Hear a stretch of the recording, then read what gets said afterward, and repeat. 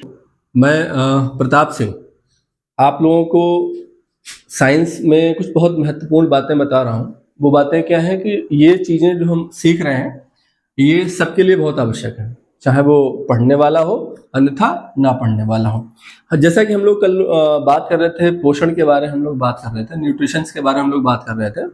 तो हम लोगों ने ये देखा था कि जो पदार्थ होते हैं, पोषण वाले जो पदार्थ होते हैं, वो कार्बनिक और अकार्बनिक 2 तरह के होते हैं। कार्बनिक में हमने क्या देखा था? हमने कार्बनिक में देखा था कार्बोहाइड्रेट, वसा, प्रोटीन, न्यूक्लिक अम्ल, ये तमाम तरह की चीजें। तो आज जो हमारा जो महत्वपूर्ण बिंदु है, वो क्या हमारे पास है? कार्बोहाइड्रेट। कार्बोहाइड्रेट हम लोग कहते तो घूमते रहते हैं, लेकिन कार्बोहाइड्रेट के बारे में असली जानकारी हम लोगों के पास नहीं होती है। आज देखिए, बहुत महत्वपूर्ण और उम्दा बेहतरीन जानकारी हम आपको देने वाले हैं। जरा समझना, यह एक प्रकार का कार्बनिक पोषक पदार्थ होता है। तो कोई पूछे आपसे कि कार्बोहाइड्रेट कैसा पदार्थ है, तो कार्बनिक पोषक पदार्थ है। ठीक है, कैसे बनता है? इसमें कार्बन के एक अणु होता है, हाइड्रोजन के 2 अणु होते हैं और ऑक्सीजन का 1 अणु होता है। कार्बन का 1, हाइड्रोजन के 2 और ऑक्सीजन का कितना रहता है बेटा? 1 रहता है। यानी कि 1:2:1 के अनुपात में रहती है। इसमें कौन कौन?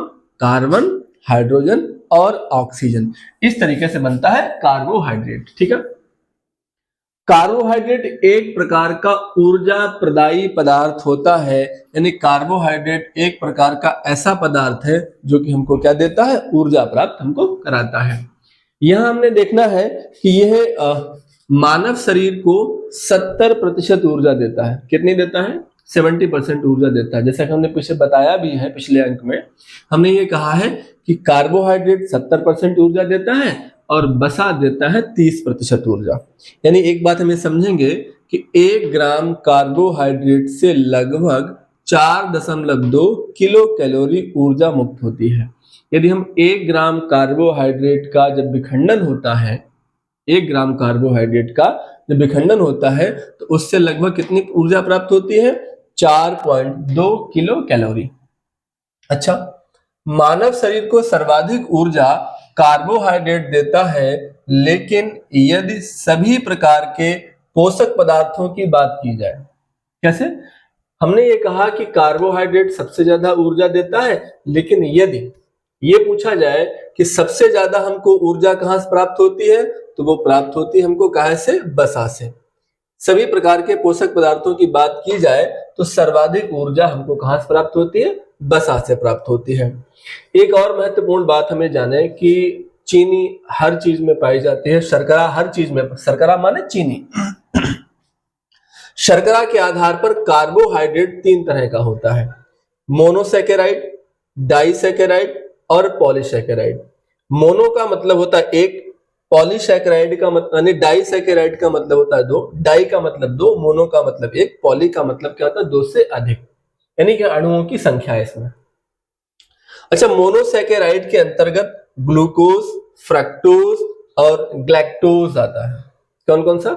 ग्लूकोज, फ्रक्टोज और ग्लैक्टोज आता है। हम ये जानेंगे ग्लूकोज क्या होता है। ग्लूकोज सबसे तेज कार्य करने वाली शर्करा होती है। कैसी? सबसे तेज कार्य करने वाली शर्करा कौन सी होती है? ग्लूकोज। यहां देखिए, सबसे मीठी शर्करा जो होती है वो शैकरीन होती है। आपने देखा होगा जब हम लोग बर्फ वगैरह खाते हैं, कुल्फी खाते हैं, तो उनमें क्या डाल पड़ी होती है? शक्रीन पड़ी होती है। गाँव में क्या बोलते हैं? शक्रीन कुछ ज्यादा डाल दी है बाप ने बर्फ में। तो बर्फ वगैरह में जो हम लोग कुल्हड़ देते हैं मिट्टी वाला, उसमें वो लाल नीला पीला पानी मिला के देता है। मिठास का कारण उसमें चीनी नहीं होता, उसमें मिठास का कारण होता है सकरीन। सबसे मीठी शर्करा कौन सी होती है? सकरीन होती है। ग्लूकोज अंगूर में मिठास का कारण होता है। अब कहो कि एक अजीब बात है, ये अपवाद है। जितनी भी चीजें हैं, जितने फ्रूट्स वगैरह हैं, सभी के सभी फलों में फ्रक्टोज नाम की शर्करा पाई जाती है, लेकिन अंगूर में जो शर्करा पाई जाती है उसका नाम क्या होता है? ग्लूकोज। ठीक है ना? शहद में भी क्या पाया जाता है? फ्रक्टोज। यानी कि शहद में भी फ्रक्टोज पाया जाएगा, और जितने भी अन्य फल वगैरह हैं उन सभी में क्या पाया जाएगा? फ्रक्टोज। ठीक है, डाइसैकेराइड क्या होता है? डाइसैकेराइड में आप 3 तरह की चीनी के नाम हैं। माल्टोज, माल्टोज नाम की जो शर्करा है वो अनाज में पाई जाती है। आप देखेंगे कि आप जो गेहूं वगैरह इस समय तैयार है, हम लोग गेहूं लाते हैं, क्या करते हैं, उसका होला बनाते हैं, है ना, मीठा लगता है खाने में। तो गेहूं में मिठास का कारण क्या है, यही माल्टोज है। यानी माल्टोज के कारण गेहूं अनाज कैसा होता है, मीठा। आप कोई सा भी थोड़ा सा उसका कच्चा दाना खा के देखिए, आपको मिठास लगेगी उसमें। यानी कि माल्टोज नाम की शर्करा किसमें पाई जाती है, अनाज में। गन्ने में कौन सी चीनी पाई जाती है, गन्ने में पाई जाने वाली चीनी सुक्रोज।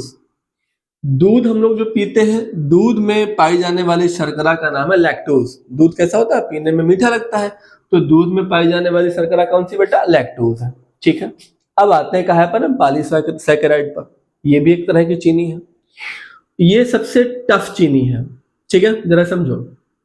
स्टार्च, स्टार्च का विखंडन पहले किस में होता है, माल्टोज में होता है ना।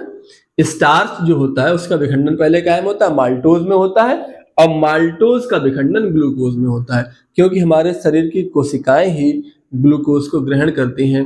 कभी भी सीधा स्टार्च, कार्बोहाइड्रेट, ये चीजें हमारी कोशिकाएं ग्रहण नहीं कर पाती, इसलिए स्टार्च का विखंडन पहले कहाँ में होता है, माल्टोज में, फिर माल्टोज का विखंडन कहाँ में होता है, ग्लूकोज में। अब जरा समझिए ग्लाइकोजन क्या है।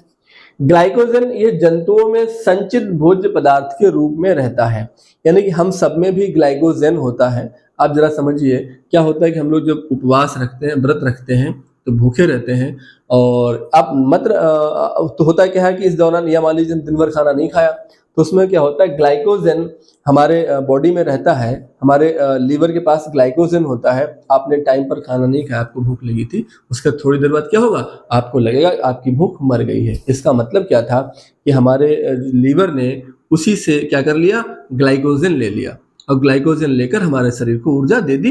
एक ऐसा, जैसे हम लोग घर में अनाज भरते हैं, उसमें अपने डेहरी वगैरह में अनाज भरते हैं, तो उसी तरीके से ये व्यवस्था क्या होती है, हमारे शरीर में भी होती है, ग्लाइकोजन के रूप में ग्लूकोज इकट्ठा रहता है।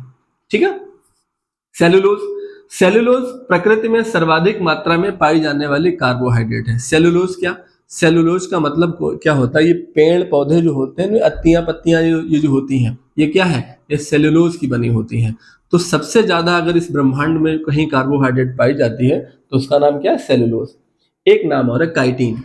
काइटिन क्या है, कीटों में बाह्य कंकाल के रूप में निर्माण में महत्वपूर्ण भूमिका निभाता है। जो हमारे छोटे छोटे कीड़े मकोड़े होते हैं, कीट होते हैं, इनमें जो बाह्य जो कंकाल उनका बनता है, वो काहे का बनता है, काइटिन का बनता है। एक और बहुत महत्वपूर्ण बात क्या है, स्टार्च पौधे में संचित भोज्य पदार्थ के रूप में होता है। यानी कि जो पौधा, हमारे पेड़ जो होते हैं, उन पेड़ों में स्टार्च जो होता है वो संचित भोज्य पदार्थ के रूप में होता है।